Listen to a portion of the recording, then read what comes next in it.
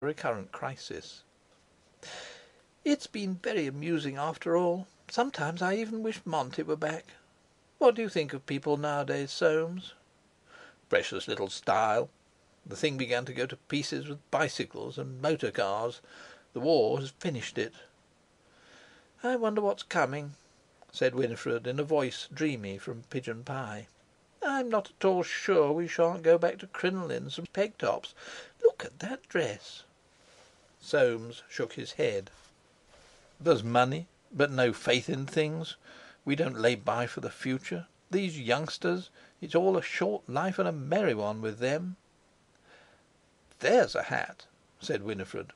"I don't know, when you come to think of the people killed and all that in the war, it's rather wonderful, I think.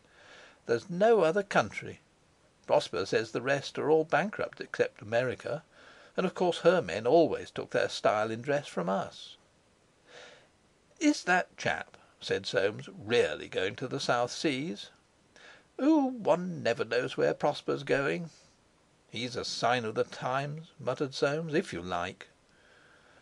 Winifred's hand gripped his arm. "Don't turn your head," she said in a low voice, "but look to your right in the front row of the stand." Soames looked as best he could under that limitation. A man in a grey top hat, grey bearded, with thin brown folded cheeks and a certain elegance of posture, sat there with a woman in a lawn-coloured frock, whose dark eyes were fixed on himself. Soames looked quickly at his feet. How funnily feet moved, one after the other like that! Winifred's voice said in his ear: "Jolyon looks very ill, but he always had style. She doesn't change, except her hair." "Why did you tell Fleur about that business?" "I didn't. She picked it up. I always knew she would." "Well, it's a mess. She's set her heart upon that boy." "The little wretch!" murmured Winifred. "She tried to take me in about that. What shall you do, Soames?" "Be guided by events." They moved on, silent, in the almost solid crowd. "Really," said Winifred suddenly, "it almost seems like fate, only that's so old‐fashioned. Look, there are George and Eustace." George Forsyte's lofty bulk had halted before them. "Hallo, Soames," he said. "Just met Profond and your wife. You'll catch 'em up if you put on pace. Did you ever go to see old Timothy?" Soames nodded, and the streams forced them apart. "I always liked old George," said Winifred. "He's so droll." "I never did," said Soames. "Where's your seat? I shall go to mine. Fleur may be back there." Having seen Winifred to her seat, he regained his own, conscious of small white distant figures running, the click of the bat, the cheers and counter-cheers. No Fleur and no Annette. You could expect nothing of women nowadays. They had the vote, they were emancipated, and much good was it doing them. So Winifred would go back, would she, and put up with Dartie all over again? To have the past once more, to be sitting here as he had sat in '83 and '84, before he was certain that his marriage with Irene had gone all wrong, before her antagonism had become so glaring that with the best will in the world he could not overlook it. The sight of her with that fellow had brought all memory back. Even now he could not understand why she had been so impracticable. She could love other men, she had it in her. To himself, the one person she ought to have loved, she had chosen to refuse her heart. It seemed to him, fantastically, as he looked back, that all this modern relaxation of marriage, though its forms and laws were the same as when he married her, that all this modern looseness had come out of her revolt. It seemed to him, fantastically, that she had started it, till all decent ownership of anything had gone, or was on the point of going. All came from her. And now, a pretty state of things. Homes! How could you have them without mutual ownership? Not that he had ever had a real home, but had that been his fault? He had done his best, and his rewards were—those two sitting in that stand, and this affair of Fleur's. And overcome by loneliness, he thought: "Shan't wait any longer. They must find their own way back to the hotel, if they mean to come. Hailing a cab outside the ground, he said, "Drive me to the Bayswater Road."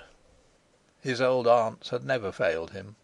To them he had meant an ever welcome visitor. Though they were gone, there still was Timothy. Smither was standing in the open doorway.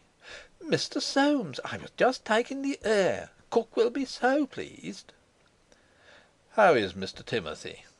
"Not himself at all these last few days, sir. He's been talking a great deal. Only this morning he was saying to me, 'My brother James, he's getting old.' His mind wanders, Mr. Soames, and then he will talk of them. He troubles about their investments. The other day he said, 'There's my brother Jolyon won't look at consols.' He seemed quite down about it. Come in, Mr. Soames, come in. It's such a pleasant change." "Well," said Soames, "just for a few minutes." "No," murmured Smither in the hall, where the air had the singular freshness of the outside day. "We haven't been very satisfied with him, not all this week. He's always been one to leave a titbit to the end, but ever since Monday he's been eating it first.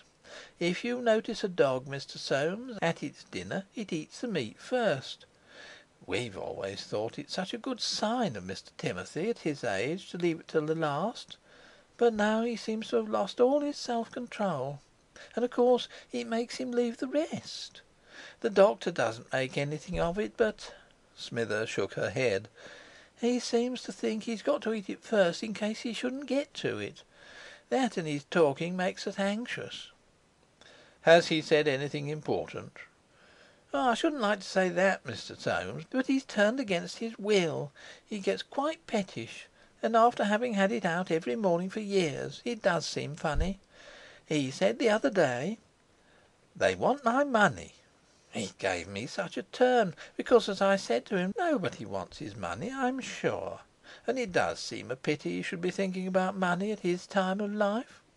I took my courage in my hands. 'You know, Mr. Timothy,' I said, 'my dear mistress'—that's Miss Forsyte, Mr. Soames—Miss Anne that trained me. She never thought about money,' I said. 'It was all character with her.'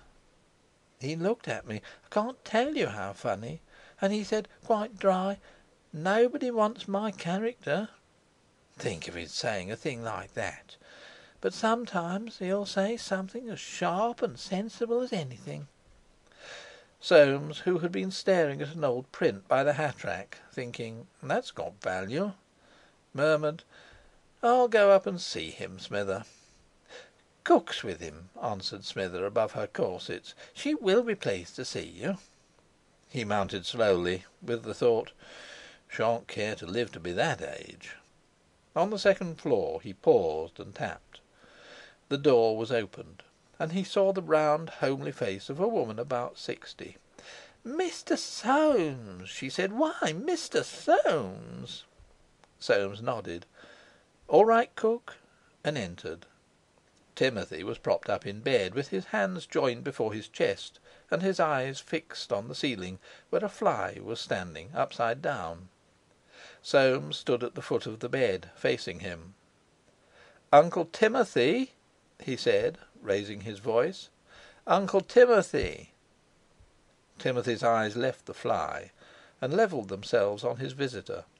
Soames could see his pale tongue passing over his darkish lips. "Uncle Timothy," he said again, "is there anything I can do for you? Is there anything you'd like to say?" "Ha!" said Timothy. "I've come to look you up and see that everything's all right." Timothy nodded. He seemed trying to get used to the apparition before him. "Have you got everything you want?" "No," said Timothy. "Can I get you anything?" "No," said Timothy. "I'm Soames, you know, your nephew, Soames Forsyte, your brother James's son." Timothy nodded. "I shall be delighted to do anything I can for you." Timothy beckoned. Soames went close to him. "You," said Timothy, in a voice which seemed to have outlived tone, "you tell them all from me. You tell them all." and his finger tapped on Soames's